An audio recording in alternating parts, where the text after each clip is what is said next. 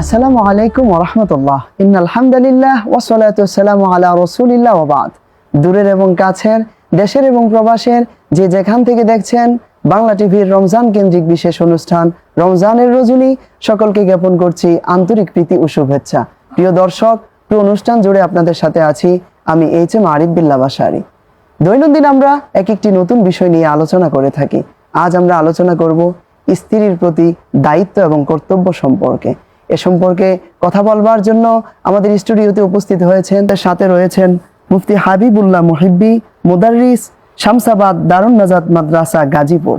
আসসালামু আলাইকুম ওয়া রাহমাতুল্লাহি ওয়া বারাকাতুহু। প্রিয় দর্শক, এখন আমরা নির্ধারিত বিষয়ের উপরে আলোচনা করব। হযরত মাওলানা মুফতি হাবিবুল্লাহ মুহিব্বি স্ত্রীর অধিকার সম্পর্কে কালামে পাকে আল্লাহ কি মেসেজ দিয়েছেন?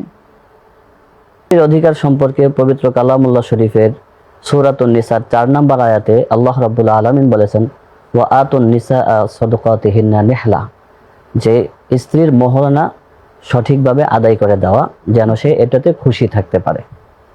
দ্বিতীয় নাম্বার হলো, যে স্ত্রী এবং স্বামী বসবাস করবে তাদের বাসস্থানের জায়গা, ভালো একটি জায়গা দেওয়া। 3 নাম্বার হলো, যে স্বামী যে খাবার খাবে স্ত্রীকে তাই খাওয়াবে, স্বামী যা পরিধান করবে কাপড় স্ত্রীকে তা পরিধান করাবে। এই সম্পর্কে সুনানে আবু দাউদের 2144 নম্বর হাদিসে রাসূলুল্লাহ সাল্লাল্লাহু আলাইহি ওয়াসাল্লামকে প্রশ্ন করা হয়েছিল যে স্ত্রীর হক কি? তখন আল্লাহ রাসূল সাল্লাল্লাহু আলাইহি ওয়াসাল্লাম বলছে, আতইমু, তুমি যে খাবারটা খাবে, মিম্মা তাকুলুন, তুমি তাকে তা খাওয়াবে, ও আকসিনু মিম্মা তাকসিনুন, তুমি যা পরিধান করবে তাকে তা পরিধান করবে, ওয়ালা তাদরিবুহুন্না, তাকে প্রহার করবেন না এবং গালিগালাজ করবে না। এটা রাসূলুল্লাহ সাল্লাল্লাহু আলাইহি ওয়াসাল্লাম সরাসরি আমাদেরকে আদেশ করে দিয়েছেন। কেননা আল্লাহ রাসূল সাল্লাল্লাহু আলাইহি ওয়াসাল্লাম বলেছেন যে স্ত্রীর সাথে মানবতা সুলভ আচরণ করা, তার সাথে কৌশলাদি বিনিময় করা, তার সাথে সৎ ব্যবহার করা, ওয়াশিরুহুন্না বিল মারুফ। স্বামী ও স্ত্রীর মধ্যে আচরণটা কেমন হবে? আচরণটা হবে রাসূলুল্লাহ সাল্লাল্লাহু আলাইহি ওয়াসাল্লাম যেমনিভাবে আম্মাজান আয়েশা সিদ্দিকা রাদিয়াল্লাহু তাআলা আনহার সাথে যে কৌশলাদি বিনিময় করেছেন, আচরণ করেছেন, কোনো একটা বিষয়ে তার সাথে মত বিনিময় করেছেন, পরামর্শ করেছেন। আজকে তো একদল আছে যারা স্ত্রীর পরামর্শকে গুরুত্বই দেয় না। যদি তারা গুরুত্ব না দিয়ে থাকে, তাহলে আমি বলবো যে রাসূলুল্লাহ সাল্লাল্লাহু আলাইহি ওয়াসাল্লামের সুন্নাত বিরোধী কাজ তারা করছে। কারণ আল্লাহ রাসূল অনেক যুদ্ধের ক্ষেত্রেও রাসূল কিন্তু আম্মাজানদের থেকে পরামর্শ নিয়েছেন। জি জি জি, চমৎকার বলছিলেন। আপনাদের কাছে আবারও ফিরবো বিরতির পর। প্রিয় শায়েখ মুফতি হাবিবুল্লাহ মুহিব্বি, শায়েখ আমাদেরকে অনেকগুলো মেসেজ দিয়েছেন। আপনার কাছে যেটা জানতে চাই, জাহিলি যুগের এবং বর্তমান সময়ের স্ত্রীদের মধ্যে কিছু পার্থক্য আছে কি? জাহিলি যুগ এবং বর্তমান যুগ, এটা যদি আমি বলি, আমি বলতে চাই যে আইয়ামে জাহিলিয়াত এটা একটা অন্ধকারাচ্ছন্ন যুগ ছিল। সেই যুগে স্ত্রীদেরকে ভোগের পাত্র মনে করা হতো। যদি কোনো একজন মহিলার পেটে কন্যা সন্তান হতো, ওই মহিলাকে অপয়া মনে করত, ওই মহিলাকে অন্য কোনো পুরুষের কাছে দিয়ে দেওয়া হতো যেন তার গর্ভে ছেলে সন্তান হয়। এটা হলো জাহিলি যুগের একটা বর্বরতা, জীবন্ত পুঁতে ফেলতো এবং কন্যা সন্তানকে জীবন্ত পুঁতে ফেলা হতো। তাহলে সেই রাসূল যখন আসলেন ইসলাম নিয়ে, রাসূল কিন্তু জানান দিয়েছেন আদ-দুনিয়া কুল্লুহা মাতা ওয়া খায়রু মাতাউদ দুনিয়া ওয়া খায়রু মাতাউদ দুনিয়া আল মারআতুস সালিহা, যে একজন সতীসাধ্বী স্ত্রী হচ্ছে গোটা পৃথিবীতে সর্বোত্তম।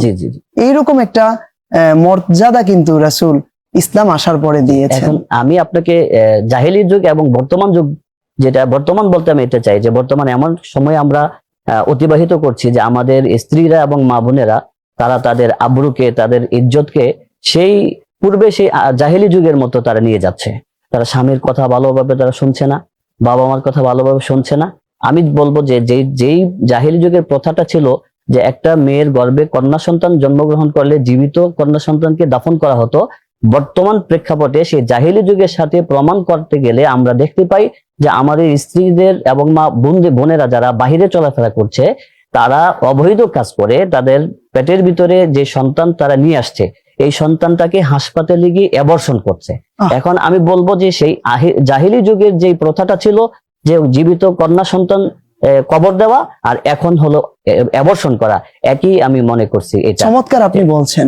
আপনার কাছে আরেকটু জানতে চাই, বর্তমানে যারা বিভিন্ন নারীরা স্লোগান তোলে যে তাদের অধিকার বলতে কিছু তারা পায় নাই, এই সমস্ত লোকদেরকে আপনি কি মেসেজ দিবেন ইসলাম থেকে? ইসলাম থেকে আমি বলবো যে তাদের অধিকার রাসূলুল্লাহ সাল্লাল্লাহু আলাইহি ওয়াসাল্লামের থেকে সম্পূর্ণরূপে দেওয়া হয়ে গেছে। এখন নতুন করে আমরা আর ইসলামিক বিষয়ে তাদেরকে কোনো নতুন কোনো অধিকার আমরা ওইভাবে দিতে চাই না। লিযাকারি মিসলু হাযিল উনসায়াইন, জি, জি, জি। তাদেরকে সম্পদের যেটা- মধ্যে জি জি জি। যেটা আল্লাহ তাআলা স্পষ্টভাবে কোরআনের মধ্যে দিয়ে দিয়েছেন, তাদের অধিকার, তাদের সম্পদ, তাদের পাওনাদার, যারা যেই মিরাস যেটা পাবে, তারা যে সম্পদটা তারা পাবে, এটা কোরআনের মধ্যেই ১,৫০০ বছর আগে আল্লাহ রাসূল এটা সুন্দর করে দিয়ে গেছেন। চমৎকার বলেছেন। তার মানে প্রত্যেকটা ক্ষেত্রেই তাদের অধিকার অধিকার রয়েছে। রয়েছে। হবির শখ, সময় হয়েছে আমাদের বিদায় নেওয়ার। বিদায় বেলা একটি মেসেজই দিচ্ছি, একজন নারী, সে আমার মা, সে আমার বোন, সে আমার স্ত্রী, তার সম্মান রয়েছে আকাশ চুম্বি। যার ফলে রাসূল কিন্তু জানান দিয়েছেন, ইস্তাউসু বিন নিসাই খায়রা, তোমরা তোমাদের স্ত্রীদের সাথে উত্তম আচরণ করো, তাদেরকে কিন্তু তোমরা আঘাত করবে না। এজন্য প্রিয় দর্শক ও শ্রোতা, আমরা যারা পুরুষ শ্রেণী আছি, আমাদের কশিনকালে উচিত হবে না স্ত্রীর সাথে খারাপ আচরণ করা। এই আশা ব্যক্ত করছি আপনাদের নিকটে যে আমরা প্রত্যেকেই আমাদের স্ত্রীদের প্রতি, আমাদের নারীদের প্রতি আমরা সুন্দর আচরণ প্রদর্শন করব।